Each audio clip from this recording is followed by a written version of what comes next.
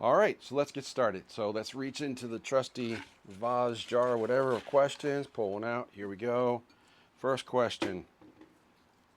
Well, this is pretty appropriate. See if I can get this in the camera. What is Bitcoin? Okay, we'll start there. What is Bitcoin? Right from the onset, Bitcoin. If you don't know what Bitcoin is, let me explain to you as best I can. Bitcoin is an application of blockchain. Now, that probably doesn't define anything to you. So let's start with what's blockchain. Blockchain are a chain of blocks. It's a compound word. It's the two words put together. It's a chain of data blocks. And it's used for basically storing information. It's like a data record of sorts.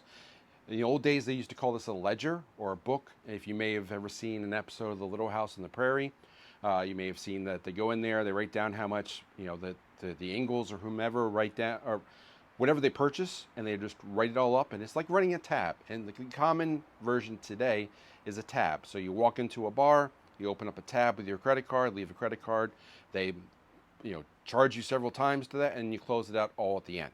So that is a record of things you got to pay for. So blockchain is a record of data. Bitcoin is an application of blockchain that allows you to record transactions and of the Bitcoin. Now the Bitcoin, they have a certain method of how it is created, and it's created through a computer program. And every 10 minutes, there's a little bit more Bitcoin that's created until eventually there's 21 million, all of it released. Now the program it's set up to release the 21 million over time. It started as 50 every 10 minutes. Then every 4 years it gets cut in half. Then it went down to 25, then 12 and a half, and so on. I think we're at 3.25 now. They call that the halving, which happens every 4 years. And that goes all the way out until I think it's 2140 when we're finally exhausted and we have 21 million that are in play. So all 21 million, that's how much Bitcoin there will ever be. But Bitcoin it's an application of blockchain, and it's used to store value and record transactions.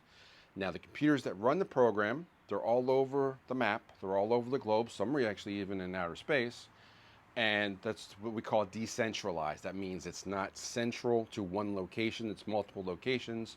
That means that if something happens in, say, Europe or Asia or North America, Bitcoin will persevere if all the computers got wiped out, say, in Texas or in the United States. It's not centralized. Like if something happens to something in New York or LA or DC, anything that's there is a problem because there's no record of it somewhere else. Bitcoin is recorded elsewhere because it's decentralized. It's all over the map.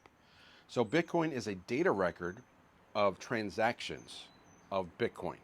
Okay, and Bitcoin is just a form of currency that's recorded. It's digital gold is the common name for it.